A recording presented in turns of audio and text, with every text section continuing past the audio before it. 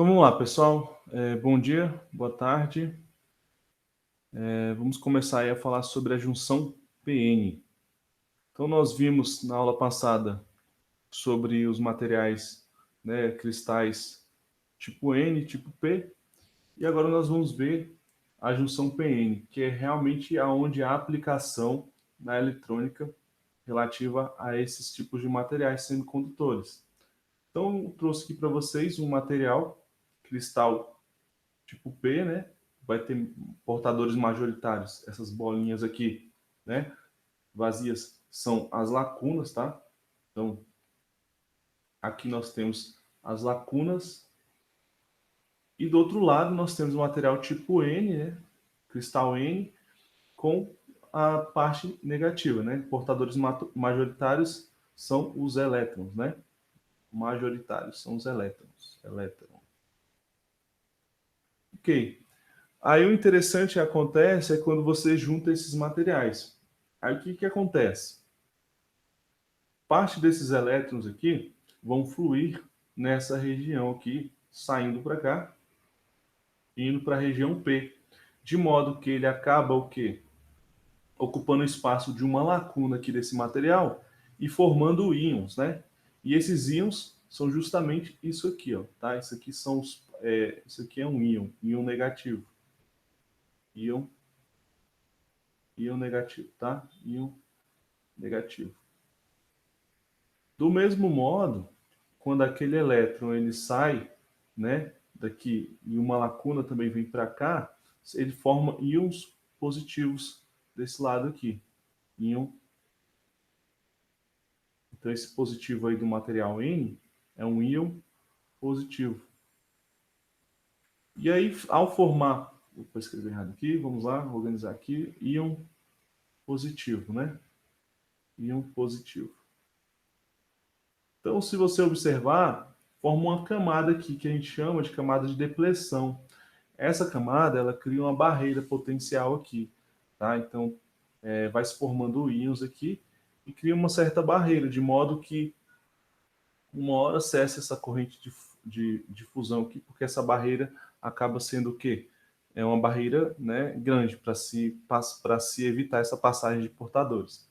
Então, quando você junta esses dois materiais, forma-se essa região, essa camada de depleção. Então, vamos olhar aqui, ó.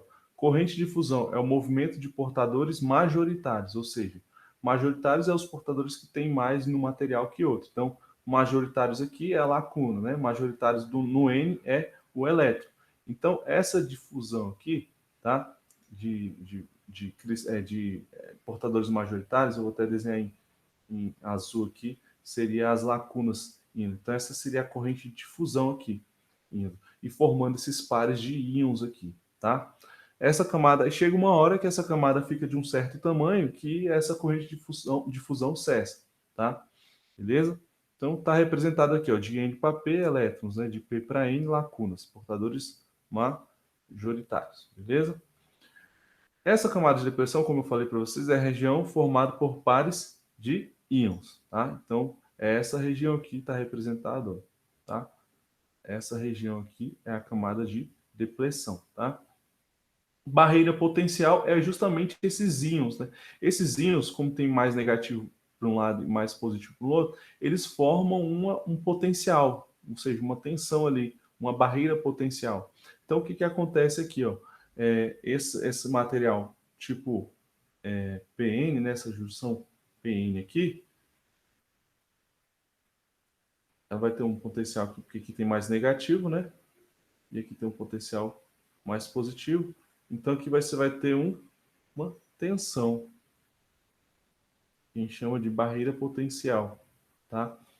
Que é preciso vencer para poder fluir a corrente, né? Então, no caso, chega aqui a um determinado valor de barreira potencial e para de fluir a corrente de difusão aqui, que é no caso dos portadores majoritários. Impede a continuação da corrente de difusão. É isso que acontece aqui. Então, ao juntar esse material, forma-se essa barreira, tá? E para que a corrente de difusão continue, é preciso vencer essa barreira de potencial. A barreira de potencial formada no germânio, tá? É de 0,7. Formada no silício, o material condutor feito de silício, Eu falei 0,3, eu falei 0,7 aqui, né? Germânio é 0,3, tá? 0,3. E do silício é 0,7. Então, significa que para vencer essa barreira no germânio, eu preciso dar um potencial aqui maior que 0,3, né? Teria que ser 0,4. E no silício eu teria que colocar nos terminais desse material aqui uma tensão maior que 0,7, se fosse de silício, para poder permitir que haja corrente de fusão. Mas por enquanto a gente tem que saber o que é essa barreira potencial, como ela é gerada, devido à junção e à formação dos íons aqui na região onde tem o contato entre esses dois materiais ali, tá? Beleza. Aí nós temos a corrente de saturação. Que corrente é essa? É o fluxo de portadores minoritários. Ou seja, você tem os minoritários aqui do cristal P, que é quem? Os elétrons. E os minoritários aqui da região N, do material cristal N, é que? As lacunas. Então, essas lacunas fluem para cá, assim como portadores minoritários negativos fluem também para o material N, de P para N. Esse fluxo, né, de corrente minoritária, tá? É chamado de corrente de saturação, tá? Existe essa corrente aí, que inclusive ela vai contra a corrente de fusão, tá? Ela vai contra. Então tá representado aqui, ó, elétrons de P para N e lacunas de N para P. Isso seria a corrente de saturação. Eu coloquei aqui para vocês como informação que a corrente de saturação, IS, né, I de corrente e S de saturação, o IS no silício é muito menor que o IS no germânio. Que essa corrente de saturação ela acaba sendo algo ruim para o material, tipo, para essa junção, né?